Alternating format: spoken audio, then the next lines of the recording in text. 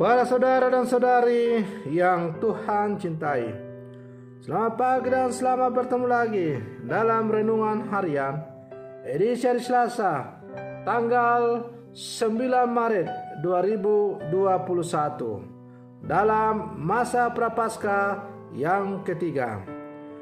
Mengawali hari yang baru ini, kita hendak mendengar dan merenungkan sabda Tuhan.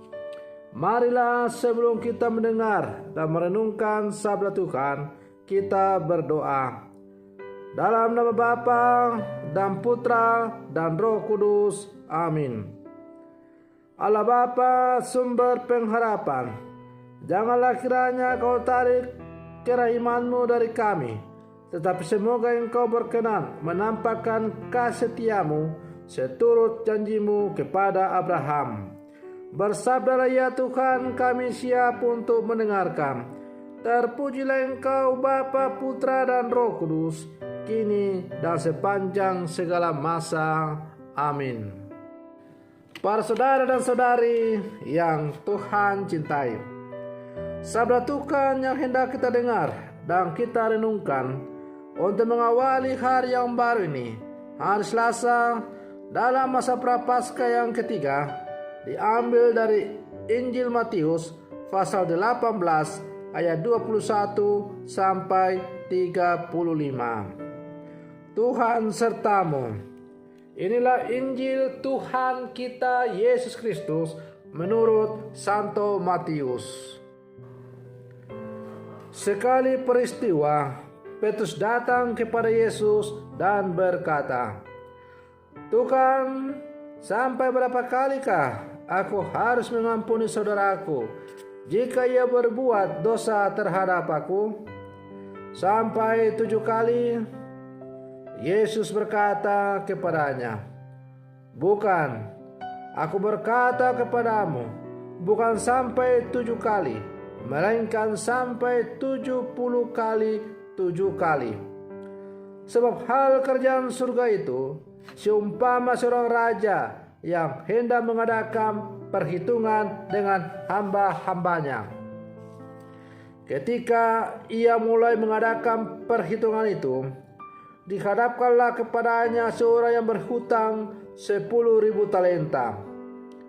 Tetapi karena orang itu tidak mampu melunasi hutangnya, raja itu memerintahkan supaya ia dijual beserta anak istri dan segala miliknya untuk membayar hutangnya.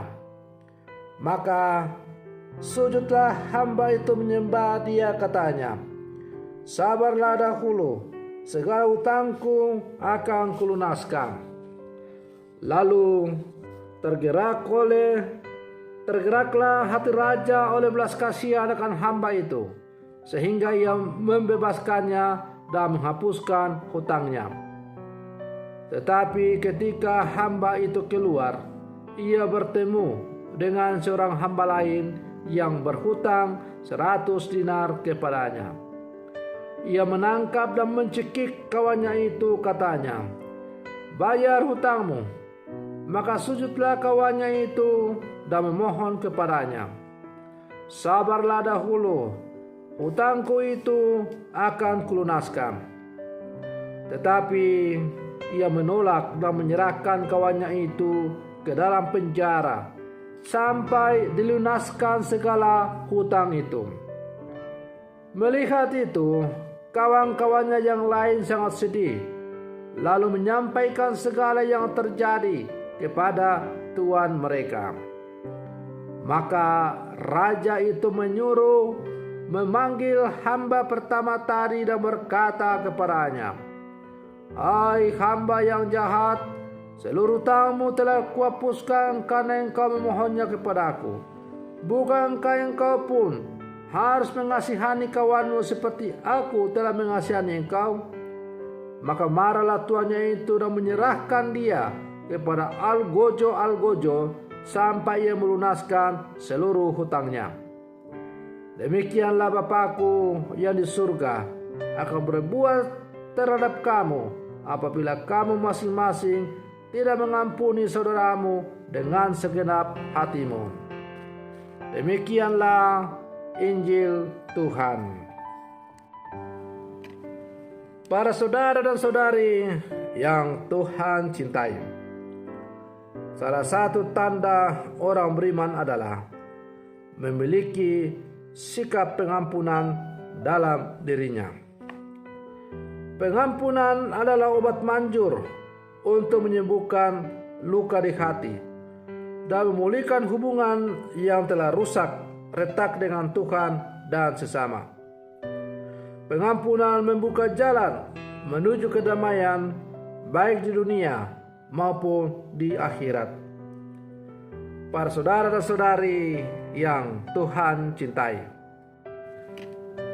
Injil hari ini berbicara tentang perihal pengampunan.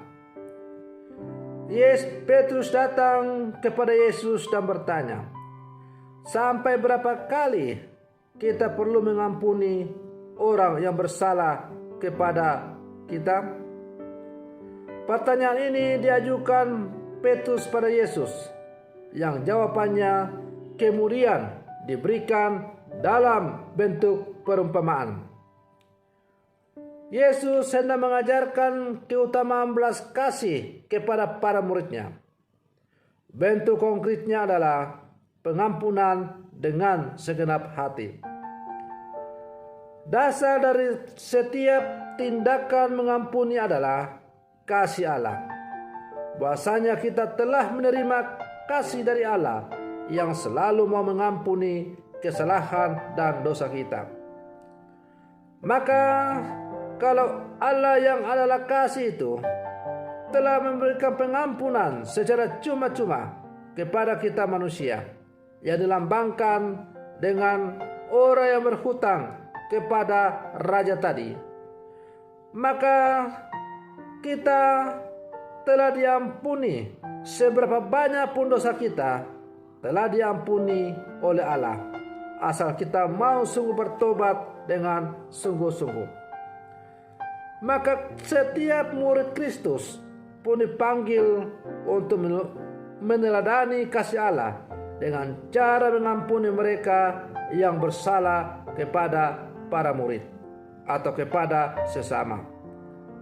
Para saudara dan saudari yang Tuhan cintai, ketika terjadi peristiwa yang begitu menyakitkan dalam hati manusia, maka terkadang sulit bagi kita untuk memberikan pengampunan kepada orang yang telah membuat kepahitan dalam hidup kita. Tetapi dalam gereja di sepanjang masa, kita boleh mencontoh teladan orang-orang yang dengan tulus hati memberikan pengampunan kepada orang yang telah menyebabkan orang itu menderita.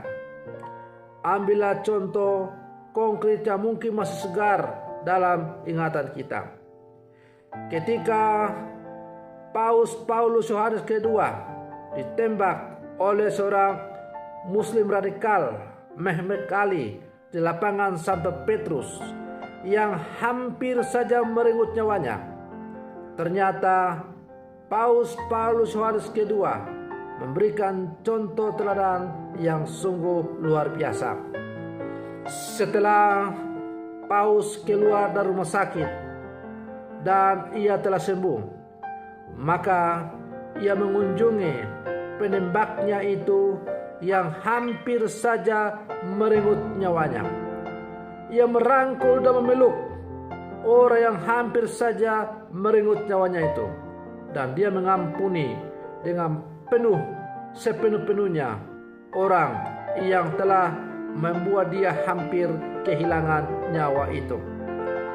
Bahkan kemudian Paulus meminta supaya kalaupun dia dihukum, maka hukumannya jangan terlalu berat, karena dia telah mengampuni dengan sepenuh hati.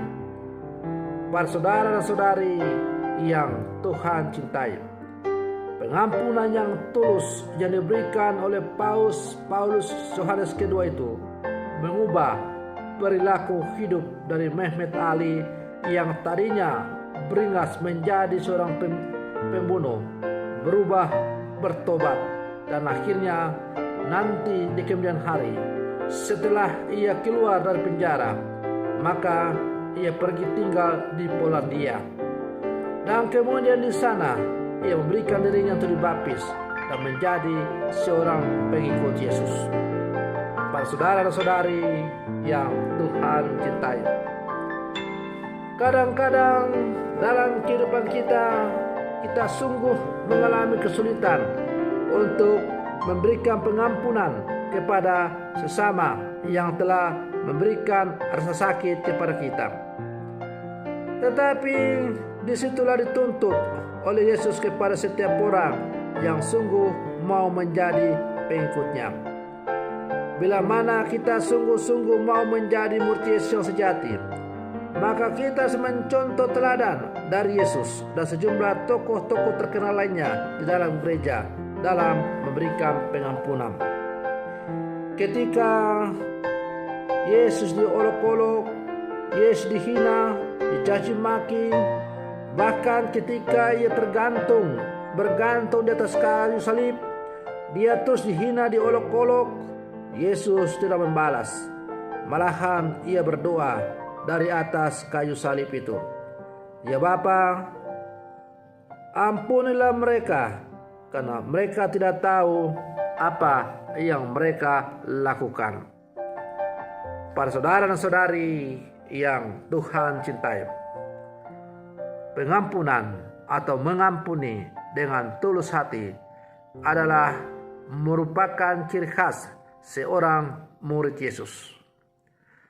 Maka sebagai seorang murid Yesus, kita dituntut untuk berani memberikan pengampunan atau mengampuni orang yang telah membuat kesusahan dalam hidup kita.